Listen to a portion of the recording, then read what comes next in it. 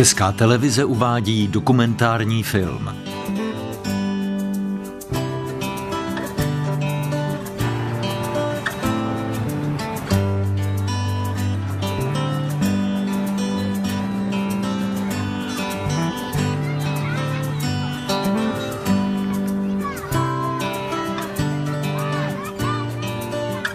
Žijeme tu už asi 10 let. Tuto čtvrť jsme si vybrali, protože je hodně různorodá, je jen kousek od Manhattanu a je tu přátelské prostředí pro rodiny s dětmi. Proto se nám to tu zdálo výhodné.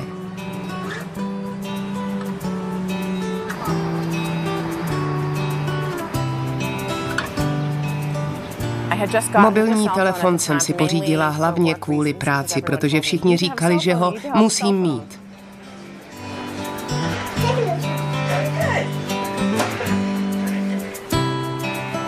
A když jsem se dozvěděla, že nám tu nainstalují anténu, tak jsem si řekla, že je to skvělé, protože budeme mít dobrý signál. Plný signál. Mobilní telefony jsme přivítali s takovým nadšením, jako snad žádnou jinou technologii. Na světě je dnes více než 3,5 miliardy mobilů, přinášejících obrovské zisky společnostem, které v tomto odvětví podnikají. Má to ale jeden háček. Za 10 000 vysílačů, jejichž postavení si rozrůstající mobilní síť vyžádala, platíme určitou daň. Pokud někdo žije poblíž vysílače pro mobilní telefony, je nepřetržitě vystaven působení rádiových signálů. A když někdo v tomto místě volá, tak se ještě zesilují. To by si všichni, kteří používají mobilní telefony, měli uvědomit. Protože když telefonují každý, kdo žije v blízkosti vysílače, přes nějž se hovor uskutečňuje, obdrží silnější dávku. Nicméně i tehdy, kdy žádný účastník z mobilního telefonu nevolá, například uprostřed noci, vycházejí z vysílače nepřetržitě signály, i když podstatně slabší. Na Zemi je přirozená, poměrně nízká hladina elektromagnetického záření, které vydává naše planeta nebo které k nám přichází z kosmu a od Slunce. Komunikační sítě pro mobilní telefony ale tuto hladinu mnohonásobně zvyšují. Kdo si v Evropě prováděl před 6 nebo 7 lety studii, při níž měřil hladinu elektromagnetického záření ve velkých evropských městech. Ukázalo se, že je o 3000% vyšší, než byla před 10 lety. To se týkalo evropských měst. A dá se předpokládat, že pro města v Americe platí totéž. Hladina elektromagnetického pole, v němž se právě teď nacházíme, je oproti normálnímu pozadí enormně vysoká. Dnes v době 3. generace mobilních telefonů je v porovnání s normálním pozadím 1 milion miliardkrát vyšší. To je obrovské navýšení. A to přitom sebou nemáme žádný mobilní telefon. Jedná se jen o záření, které k nám přichází z vysílačů. Lidé si neuvědomují, že rádiové vlny představují určitou formu energetického znečištění ovzduší. Mají pocit, že jsou neškodné, protože viditelně nepoškozují živou hmotu. To ale nemusí být pravda. V Itálii provedli měření hladiny elektromagnetického pole poblíž vysílačů mobilních operátorů. Na výsledcích studie bylo vidět, kdy Italové vyrazili na oběd, protože se tato hladina prudce snížila. Jakmile ale byli po obědě, rychle se vrátila na původní úroveň.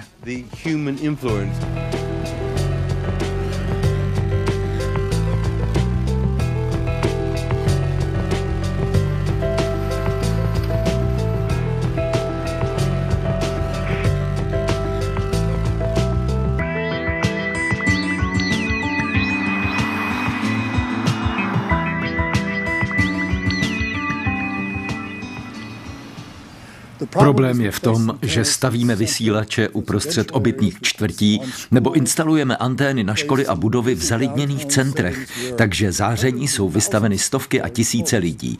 Nedá se mu vyhnout. V podstatě nejsme před elektromagnetickým zářením nikde v bezpečí. Vystaveni jsme mu všichni.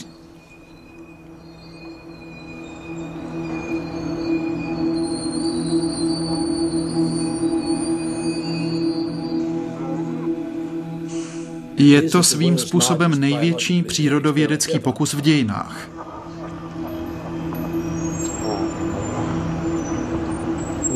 Možným rizikům se nevěnuje zdaleka taková pozornost, jaká by se jim věnovat měla.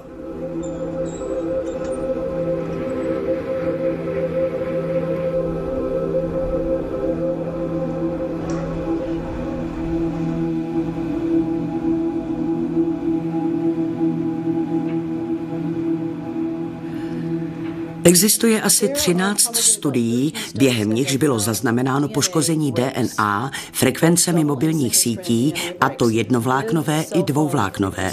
Když dojde k poškození jednovláknové DNA, tak se dokáže sama opravit. Dochází k tomu v důsledku působení různých činitelů, jako je třeba znečištění ovzduší.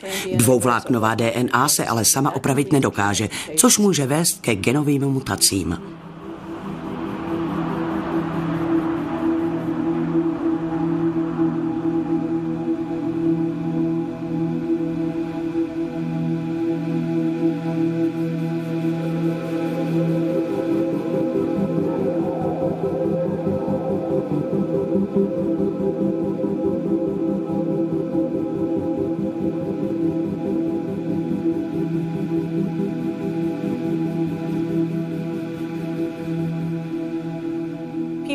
Lidé si neuvědomují, co tyhle vysílače znamenají. Nevědí, jak pracují, stejně jako netuší, jak fungují jejich mobilní telefony. V tomto směru jsem i já byla velice naivní. Nikdy mě nenapadlo o tom vůbec přemýšlet. Když jsem se poprvé dostala k této problematice, měla jsem 2 děti. Teď už mám 3. To je hlavní důvod, proč mám obavy z dalšího vývoje, protože děti jsou v naší společnosti zranitelné nejvíc. Cítila jsem, že se musím víc vzdělávat a začala jsem shánět informace. Zjistila jsem, že je to značně kontroverzní oblast. Například Světová zdravotnická organizace označuje radiofrekvenční záření za potenciální lidský karcinogen. V současné době nejsou výsledky studií jednoznačné, ale existuje dostatek důkazů, které by nás měly přimět, abychom se nad tím zamysleli mnohem hlouběji. Spousta lidí je přesvědčena, že když něco existuje, nějaká autorita musela předtím rozhodnout, že je to v pořádku. Ale bohužel se na to nedá vždycky spolehnout. Pro neionizující záření existují bezpečnostní normy. Ty ale vycházejí z předpokladu, že toto záření nemá vliv na lidské zdraví, pokud nedosáhne hodnot, kdy začne zahřívat živou tkáň. Jinými slovy, že působí jako mikrovlnná trouba. Přece nechcete, aby se váš mozek opékal jako brambory v mikrovlnné troubě. Tento předpoklad ale jednoduše není správný. Normy nestanovují profesionálové pracující ve zdravotnictví, ale fyzikové a inženýři, tedy lidé s technickým vzděláním, kteří ignorují důkazy o negativním působení záření na lidské zdraví. Měli byste vědět, kdo tyto normy stanovuje. Motorola, Nokia a armáda. Tedy subjekty, které mají na věci svůj vlastní zájem a nechtějí normy zpřísňovat.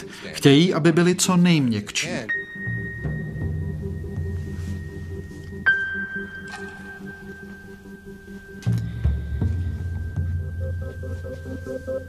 S novými informacemi se stále více ukazuje, jak jsou normy podhodnocené.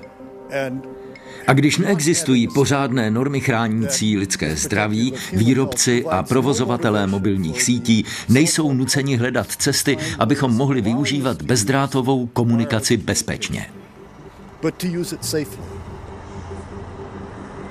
V historii se už mnohokrát ukázalo, že technici a konstruktéři dokáží využívat různé technologie tak, aby nám neškodili, pokud k tomu jsou ale motivováni.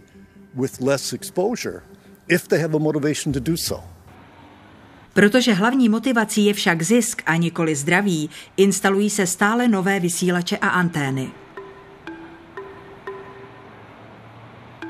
První sada antén tu byla namontovaná v roce 1999. Záměrně to přišli udělat v sobotu, protože tu bydlí pouze Židé, kteří dodržují šabat. Takže nikdo z obyvatel proti tomu nemohl protestovat. A potom se tu v průběhu let objevily další sady antén. Jen na naší budově jsou nainstalované antény 3 nebo 4 operátorů. Vím, že jich tu původně bylo 27. Potom k nim během posledních 2 let jiné společnosti přidali 3 další. Cítíme se zcela bezbraní. Nemůžeme s tím nic dělat. Vydělávají se tu peníze na náš úkor.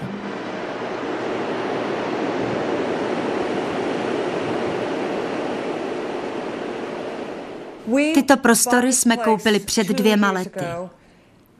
Rok jsme je rekonstruovali a pár týdnů poté, co jsme se sem nastěhovali, mě začala strašně bolet hlava. Domnívali jsme se, že je to špatně nainstalovanou elektrikou. Zavolali jsme proto technika ze západního pobřeží, který se touto problematikou zabývá. Strávil tu 3 dny, všechno vyzkoušel a řekl nám, že je všechno v naprostém pořádku, ale že za moje problémy pravděpodobně můžou antény pro mobilní telefony namontované na protějších střechách. Dokonce tu strávil 1 noc. Přinesl si stan a přespal v něm. Ten stan měl speciální povrch, který odráží elektromagnetické záření. Od té doby spíme pod speciální ochrannou sítí.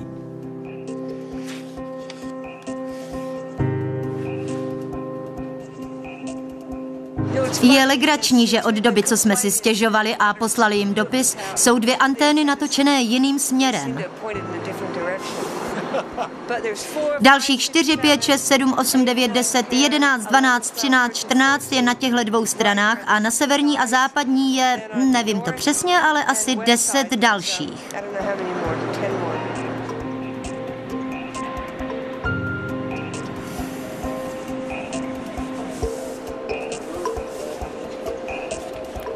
Předpoklad, že můžeme bez obav pokračovat v zamořování prostředí rádiovými vlnami, ať už pocházejí z mobilních telefonů a vysílačů, novými frekvencemi rozhlasových stanic, nekonečným množstvím satelitního vysílání, všemi možnými vojenskými aplikacemi, předpoklad, že můžeme takto zamořovat okolní prostředí bez jakýchkoliv dopadů na nás a na vše živé, je nutné přehodnotit, protože není správný.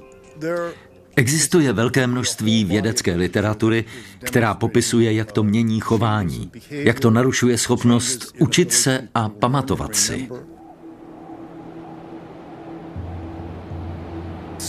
Některé studie například dokazují, že když někdo stráví delší dobu telefonováním z mobilu, není tak pozorný a čilý, jako byl předtím.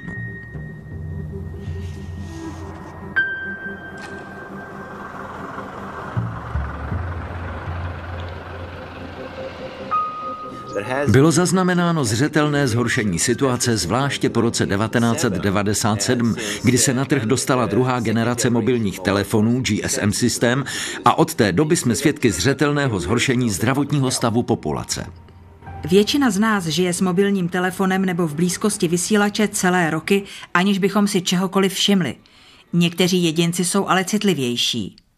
Rigmor, učitelka ze Stockholmu, jednoho dne zjistila, že je přecitlivělá na elektrické přístroje.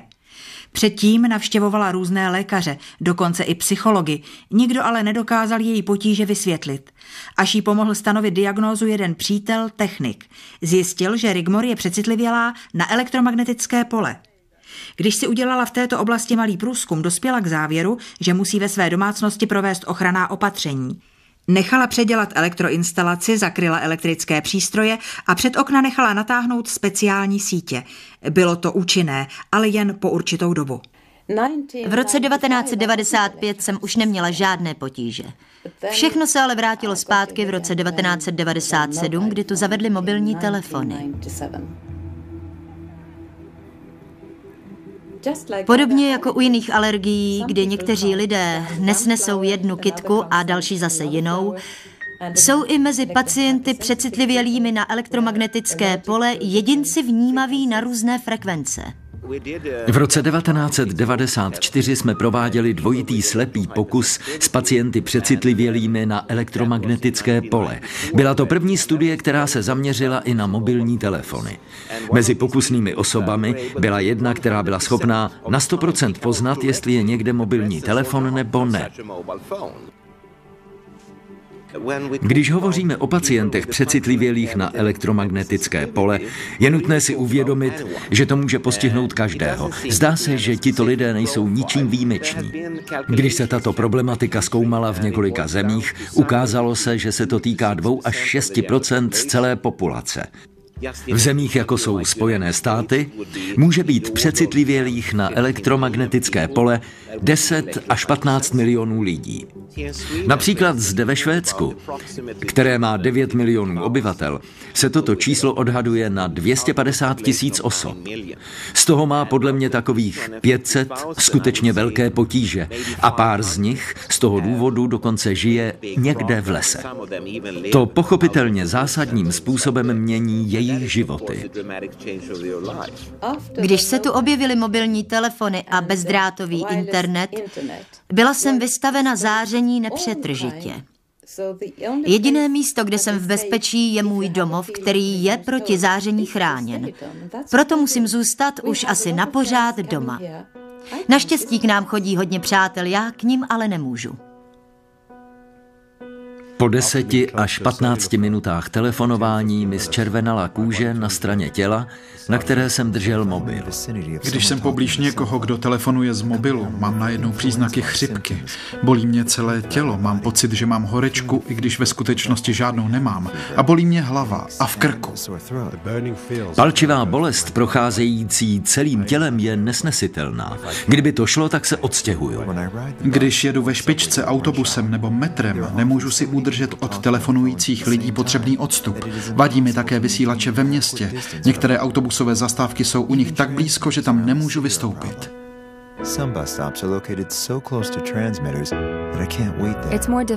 Ještě horší jsou mikrovlny, nedají se vypnout a pronikají vším.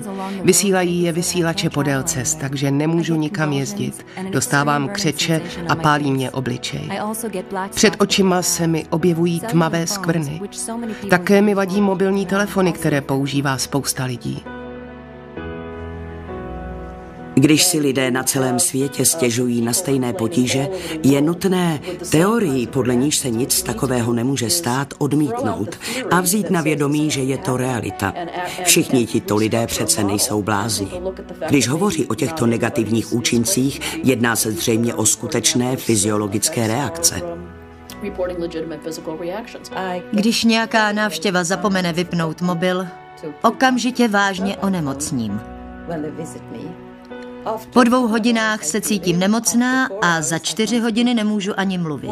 Když někdo tvrdí, že se tím zhoršuje jeho zdraví a že v takových podmínkách nemůže žít, musíme mu naslouchat a věřit mu. Protože je svým způsobem pro naši společnost indikátorem, něco jako kanárek v uhelném dole pro horníky.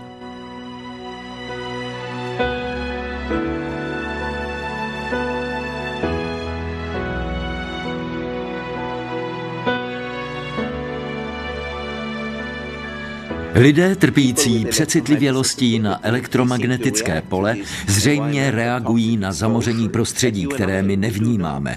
Možná ale jednou budeme trpět ještě víc než oni, protože nám hrozí riziko vzniku dlouhodobých komplikací, jako jsou neurologická onemocnění, rakovina a podobně. Lidem, kteří nám nevěří, se to velmi těžko vysvětluje. Dokazují to ale i vědci, kteří nás zkoumají a kteří dostali peníze na tento výzkum, i když to nebývá moc časté.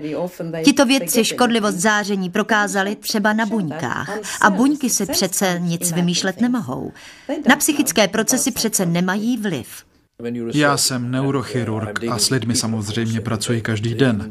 Součástí mé výzkumné práce je ale také studium reakcí potkanů, kteří jsou vystaveni působení elektromagnetických vln z mobilních telefonů. Z informací, které tímto způsobem získáme, se dá vyvodit, co by se mohlo stát někdy v budoucnosti i nám.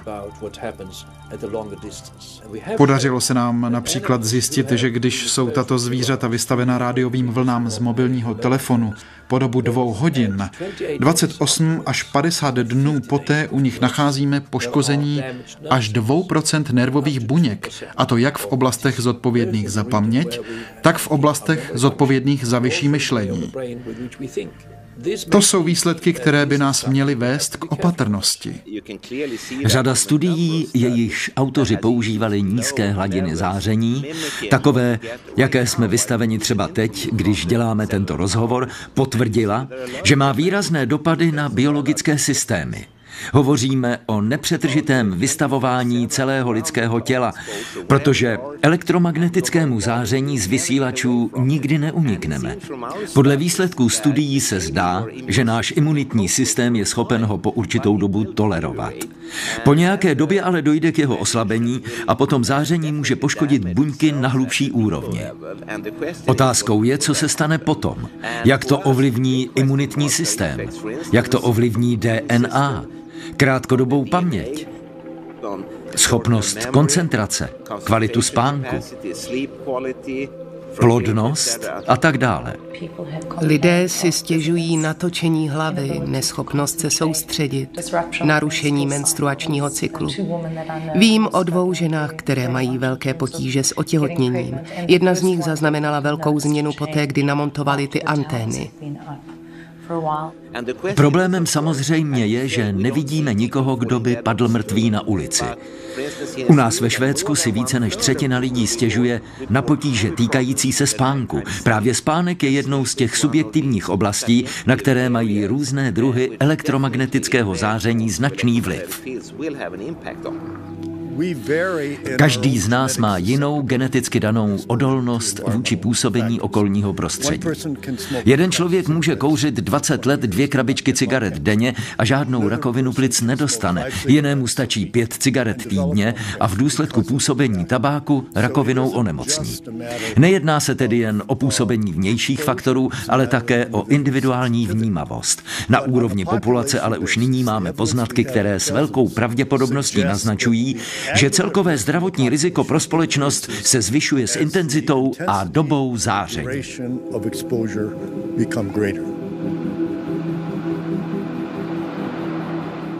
V naší budově jsme zaznamenali celou řadu úmrtí na rakovinu.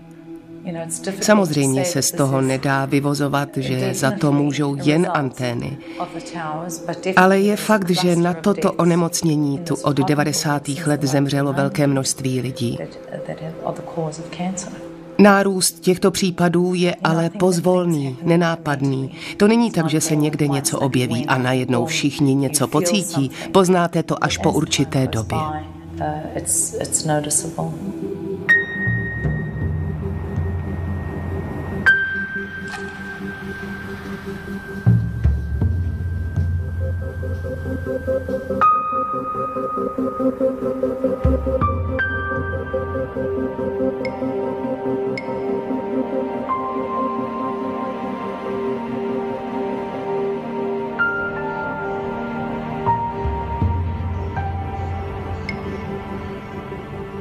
V zásadě se jedná o rozsáhlý pokus s lidmi, kteří jsou vystaveni působení činitele pravděpodobně vyvolávajícího rakovinu. Jak moc je nebezpečný, nezjistíme ani za 5 let, možná ani za 10 let. Podle mého názoru jsou ale dosud získané poznatky dostatečné, abychom byli co nejopatrnější, protože z pohledu celé populace se jedná o velice závažnou problematiku.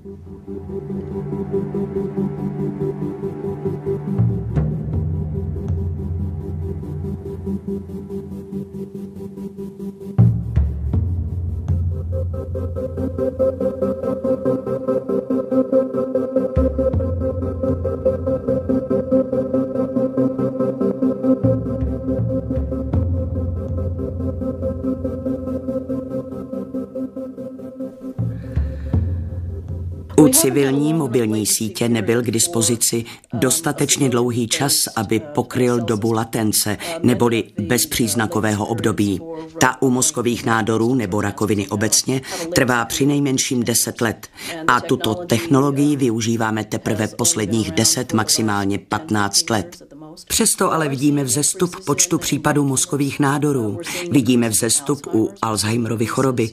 Zvyšuje se četnost nemocí spojených s poruchou metabolismu, neurotransmiterů, amyotrofické laterální sklerózy, Parkinsonovy choroby. O všech těchto onemocněních je přitom známo, že jsou spojené s působením energie o nízké intenzitě.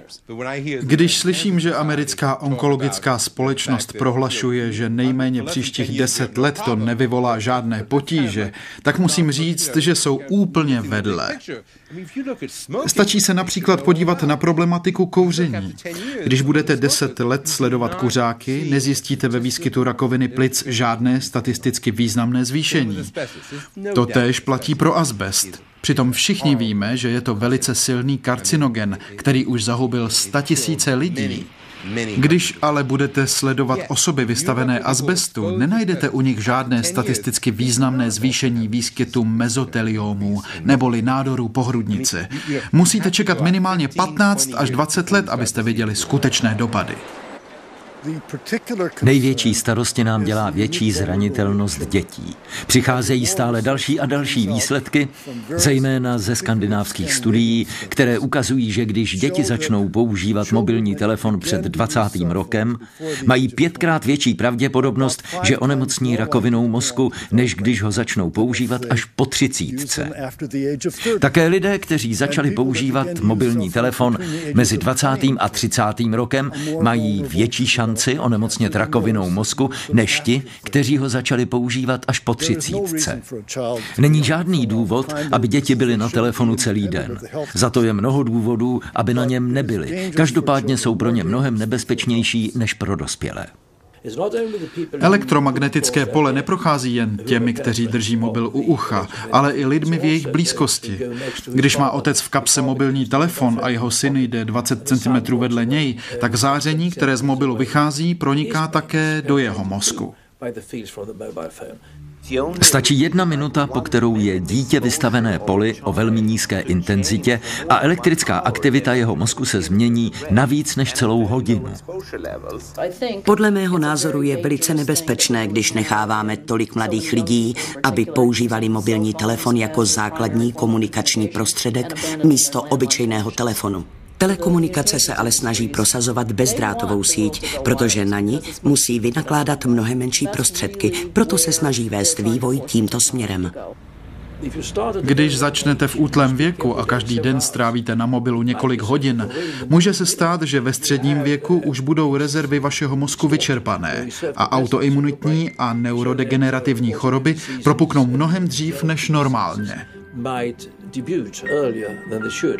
Poprvé v historii lidstva se mozkové nádory stávají nejčastější příčinou smrti na rakovinu u dětí pod 18 let. Poprvé v historii lidstva, to by nás mělo vyburcovat. Onemocnění jako leukémie, mozkové nádory, nádory příušních žláz jsou velice vážné, život ohrožující choroby.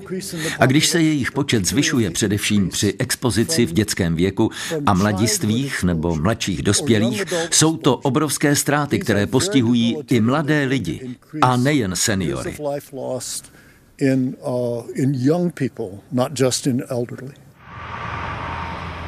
Telekomunikační společnosti ale mají na vzrůstající obavy veřejnosti svou vlastní odpověď. Vysílače a antény schovat. Tato kostelní věž, v níž je umístěno několik vysílačů pro mobilní telefony, je přesnou replikou věže, která tu byla postavena před 53 lety. Pro naše město je to velice výhodné, protože místní lidé se neradi dívají na nevzhledné vysílače. V tomto případě ani nikdo neví, že tam nějaké jsou, což je velká výhoda.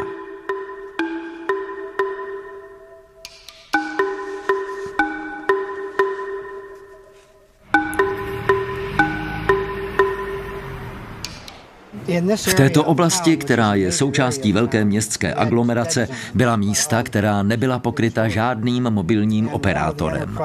To bylo velmi nepříjemné. Naštěstí se tu zastavil právník z jedné z těchto společností a zeptal se nás, jestli bychom nechtěli mít vysílače uvnitř kostelní věže. My jsme souhlasili. A tak je tady máme. Byla to pro nás skvělá příležitost, protože se jedná o nejvyšší místo, z něhož může putovat signál do celé naší komunity. Dostali jsme tak možnost posloužit našim věřícím. Má to i svůj symbolický význam, protože náš kostel stál uprostřed oblasti, kde bylo, jak se říká, mrtvo. A my jsme do něj vnesli život. Mohli jsme svým věřícím posloužit. To pro nás mělo velký symbolický význam.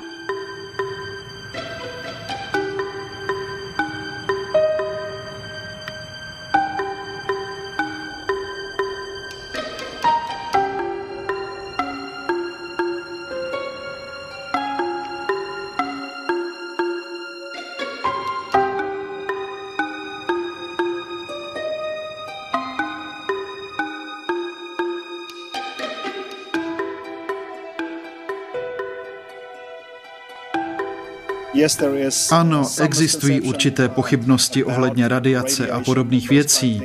Je ale nutno říci, že v tomto ohledu si v naší obci nikdo nějak zvlášť nestěžoval. Nějaké obavy byly, ale většinou neměli žádný reálný podklad. Pozvali jsme si odborníky, kteří se v této oblasti dobře vyznají, a ti všechny obavy rozptýlili. Nás, kteří žijí 40 metrů od vrcholu věže, stejně jako ostatní. Kdyby to přesně popsali, kdyby řádně interpretovali všechny výsledky a stanovili příslušné standardy, myslíte, že by se potom rozhodli, že to změní? Jsou to velice vážné otázky, na které zatím nemáme odpovědi. Přitom s tím neděláme vůbec nic, dokonce je ani nestudujeme. Ve Spojených státech se dnes této problematice nevěnuje jediná studie. Jediná. Je téměř nemožné získat na takovýto výzkum nějaké dotace.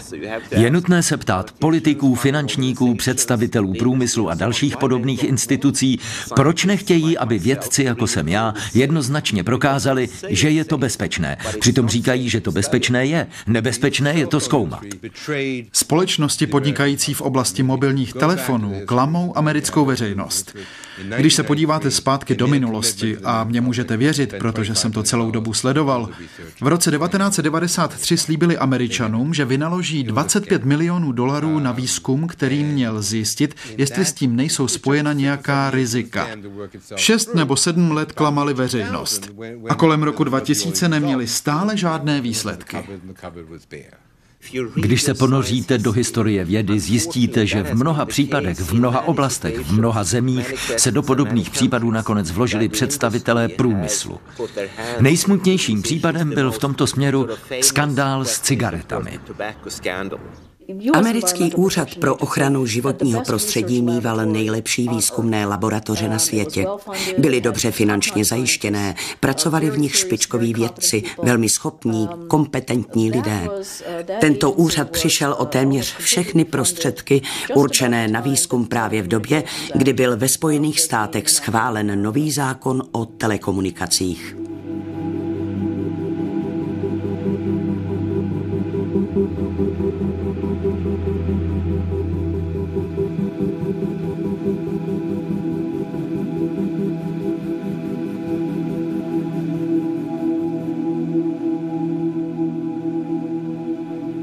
Dostali jsme se do naprosto skandální situace, protože americký kongres před několika lety schválil zákon, který zakazuje městům a vesnicím bránit se proti postavení vysílačů pro mobilní telefony z důvodu obav o lidské zdraví. V roce 1996 Kongres Spojených států vyhověl žádosti představitelů telekomunikačního průmyslu na vytvoření plánu celonárodní sítě vysílačů pro mobilní telefony. Kongres pověřil Federální komunikační komisi udělováním licencí mobilním operátorům a aby odstranil všechny překážky při vytváření sítě vysílačů, vydal nařízení, které brání administrativě jednotlivých států a měst do tohoto procesu jakkoliv zasahovat. Takže když komunikační komise rozhodne, že je něco bezpečné, nikdo jí do toho nemůže mluvit. To bylo tehdy docela rozumné, protože se tím odstartoval proces, jehož cílem bylo pokrytí celého území Spojených států signálem pro mobilní telefony. Problém byl ale v tom, že se tento systém stal po nějaké době rigidní a začaly se objevovat jeho nepříznivé dopady. Telekomunikační společnosti si v podstatě koupili Kongres, aby vydal zákon, který jim dával absolutní moc. Do jejich činnosti nemohly nijak zasahovat místní orgány, ani se nemuseli řídit územními plány. Výstavbu vysílačů tak nemohli ovlivňovat lidé, kteří měli žít v jejich bezprostřední blízkosti. Lidé se ale zákonu, který jim brání ovlivňovat svoje životní prostředí, začínají bránit. Jistá společnost chtěla namontovat na naši střechu anténu pro mobilní telefony. V roce 2004 podepsala smlouvu s předsedou našeho stavebního družstva na 6 antén a 1 vysílač, celých 7 tun na naši střechu. Když je o rok později chtěli začít montovat a dozvědělo se o tom několik členů družstva, včetně mě, stejně jako o nebezpečí, které to představuje, rozhodli jsme se tomu zabránit. Proto jsme si obstarali dočasný soudní zákaz, dali jsme firmu k soudu, absolvovali celou řadu stání, nechali nájemníky podepsat místopřísežná prohlášení, s lidmi ze sousedství jsme sepsali spoustu petic, zmobilizovali veřejnost, pořádali tiskové konference a psali do novin. Vytvořili jsme koalici s podobnými skupinami ze sousedství, zákonodárnými sbory státu Alabama a s městskou radou. Jsme v kontaktu s právníky, kteří se domnívají, že vzhledem k výsledkům měření v našem bytě by mohlo jít o precedentní případ. Otázkou ale je, jestli budeme mít v ruce přesvědčivé důkazy. To člověk musí nejdřív umřít?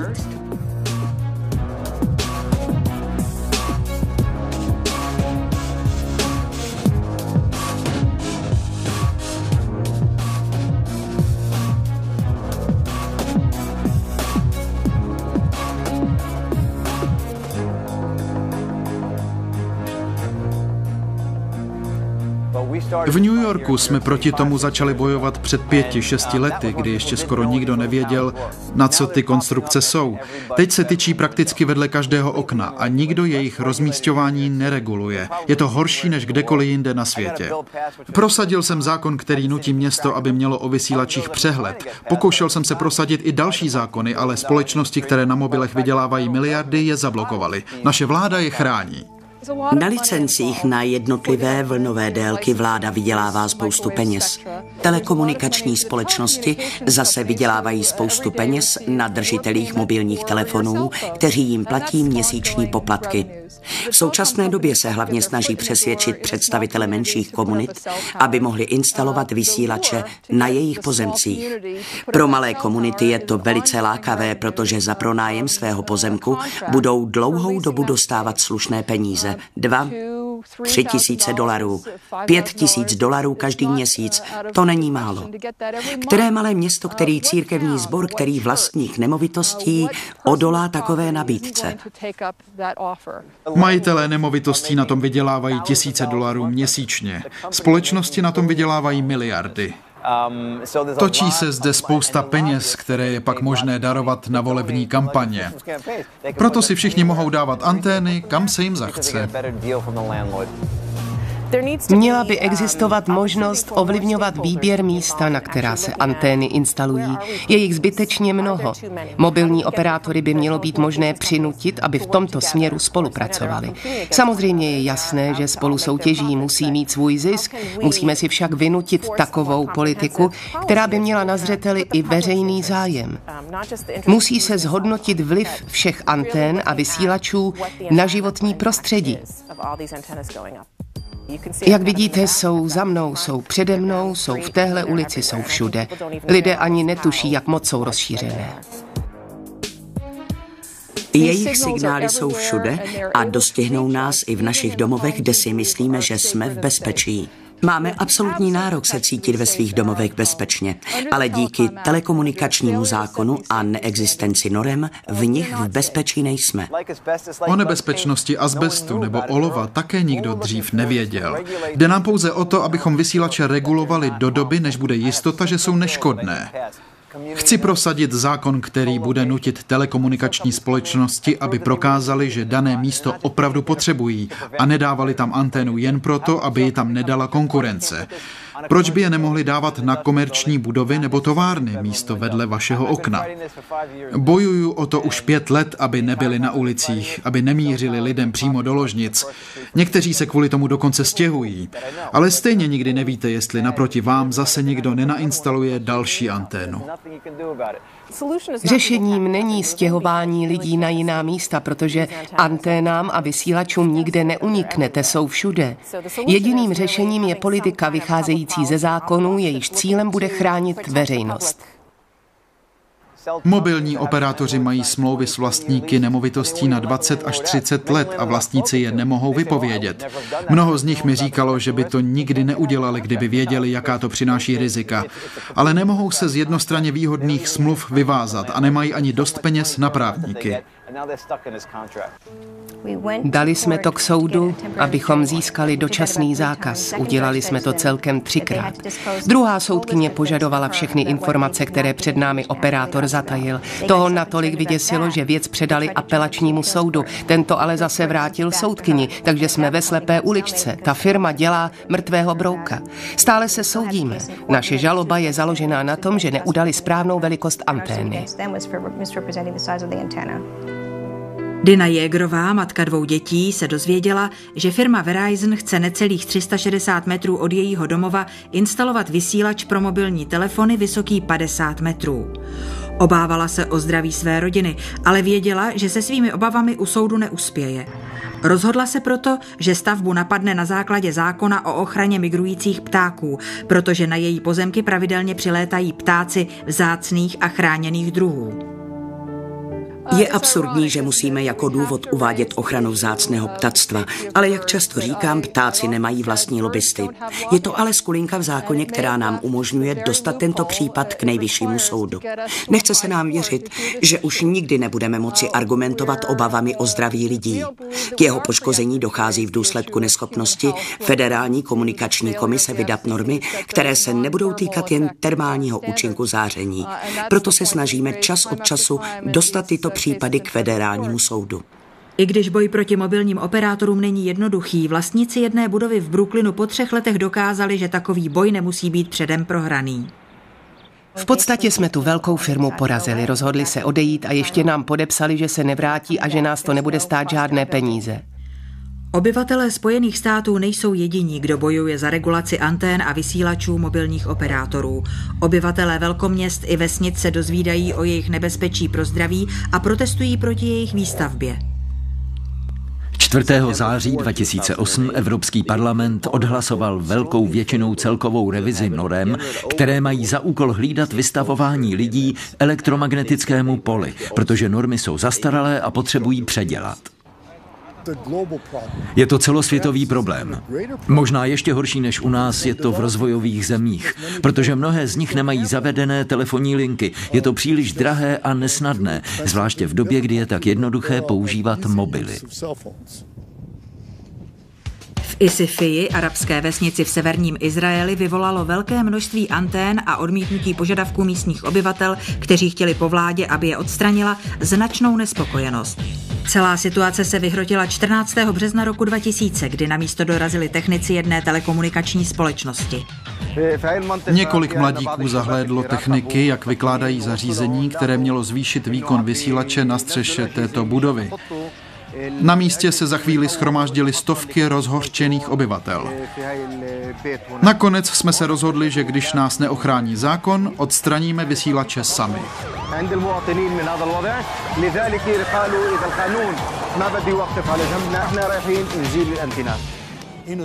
Když v Isifii namontovali antény, to bylo asi před 6 nebo 7 lety, začaly se zde objevovat případy rakoviny. Celá řada tohoto onemocnění u lidí žijících v sousedství antén. Přesně v místech, kde byly nainstalované antény. Před 3,5 lety u mě doktoři objevili rakovinu. Když jsem se to dozvěděla, bylo to pro mě hrozně těžké. Když mi to doktor oznámil, byla jsem v ordinaci se svou dcerou, tou nejstarší. Bylo mi hrozně, když jsem se musela dívat do očí své dcery, která kvůli mě plakala. Poté, co jsem se dozvěděla, že mám rakovinu, přišel další těžký okamžik.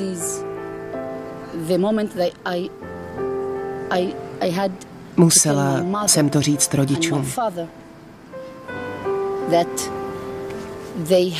Musela jsem jim oznámit, že jejich další dítě má rakovinu.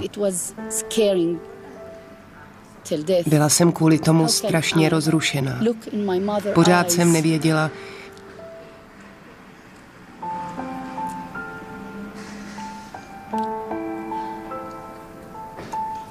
jestli to vůbec dokážu, jestli dokážu matce říct, že mám tu strašnou nemoc. Moje matka celou tu dobu plakala. Prodělala jsem 4 operace a 3,5 měsíce chemoterapie a potom ozařování. Kompletní léčbu.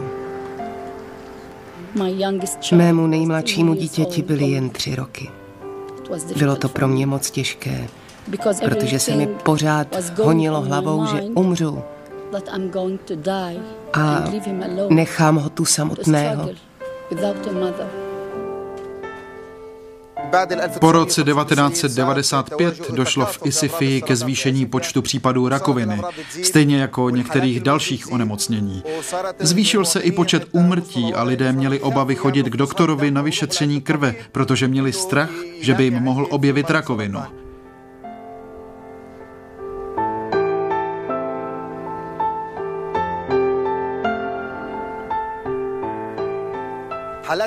V listopadu roku 1999 jsme tu měli neobvykle vysoký počet úmrtí.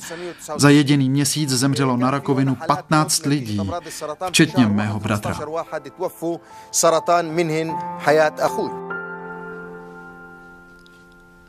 Zanesli jsme rozmístění antén do mapy a stejně tak výskyt rakoviny u lidí za posledních 7 let.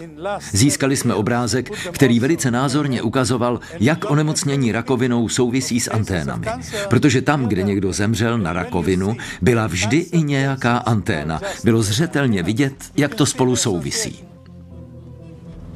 Sulejman, izraelský plukovník ve výslužbě, má za úkol vyhledat skryté antény. Pomocí našeho zařízení jsme zjistili záření v této oblasti. Objevuje se v těchto místech a sílí směrem k vodárně. Když dojdeme až k domu, který stojí vedle vodárny, tak se signál ztratí. Ale jakmile se vydáme západním směrem, tak se na našem zařízení signál objeví znovu.